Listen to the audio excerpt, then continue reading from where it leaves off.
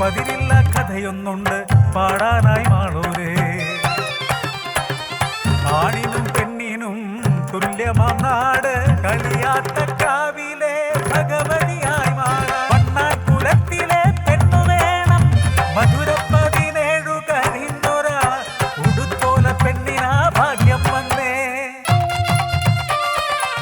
കണ്ണോത്തും കാവിലെ കഥകളിക്കാരനെ പെണ്ണിന്റെ നെഞ്ചിലെ കളിവിളക്കായി മാറി. കരിങ്കൽ വിളക്കിലെ ഇരുനാളങ്ങൾ പോല മിഴികൾ പല കുറി ഇടഞ്ഞിട്ടുണ്ട്. അച്ഛനും അമ്മയ്ക്കും വന്നൊര സൗഭാഗ്യം ദേവിയെ വിളിച്ചു നെഞ്ചിലേറ്റി.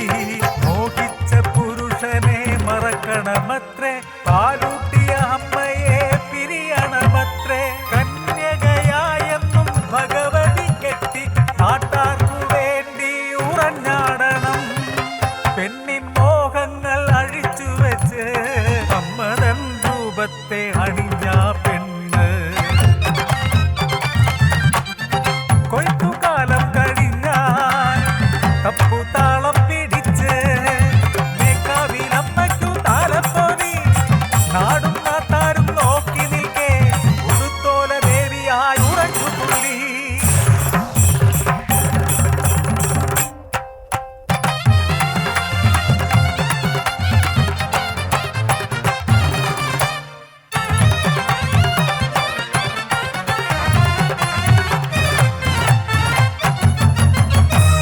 ഏവരും ഞെട്ടിത്തരിക്കും വിധം ആദ്യത്തെ അരുളപ്പാടുണ്ടായി.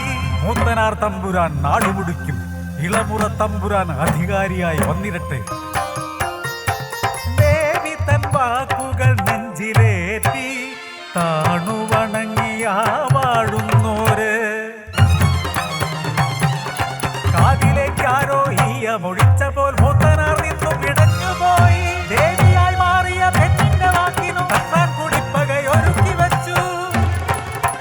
ആൽത്തറക്കടവിലെ കൽഭിത്തിയിൽ ഒരു പെൺകുഞ്ഞിനെ ആരോ കളഞ്ഞുവത്രേ. നാടായ നാടെല്ലാം അങ്ങോട്ടൊഴുകി വാഴുന്നോരന്നേരം കൽപ്പന ചെയ്തു. ഈ നാട്ടിലെ പെണ്ണായ പെണ്ണെല്ലാം എത്തിരട്ടെ കുഞ്ഞിന്റെ അമ്മയെ കണ്ടുകിട്ടാൻ. താമര പൈതലെ നടുക്ക് കിടത്തിയ പെണ്ണുങ്ങളെല്ലാരും ചുറ്റിലും നിന്നു. പിഞ്ചിളം മേനി കണ്ട നേരം ആ കുഞ്ഞിക്കരച്ചിൽ കേട്ട നേരം അറിയാതെ ഉടുത്തോല പെണ്ണിന്റെ ഇടം മാറി താനെ ചുരത്തിപ്പോയി. മൂത്തനാർ ഉച്ചത്തിൽ വിളിച്ചു കൂവി, കുഞ്ഞിന്റെ അമ്മയെ ഉടുത്തോല പെണ്ണ്. ദേവിയായി മാറുന്ന രൂപമല്ലേ, അമ്മയായി തീരുന്ന മനസ്സുമില്ലേ. അതമ്മിഞ്ഞ പാലായി ചുരത്തുകില്ലേ. ചതിയറിഞ്ഞ നേരം ഉടുത്തോല പെണ്ണ് ദേവിയെ മനസ്സിൽ കരഞ്ഞു വിളിച്ചു. എന്തിനീ പെണ്ണിനെ ഈ ഗതിയാക്കി, ഇന്നോളം നിന്നെ ഭജിച്ചതിനോ.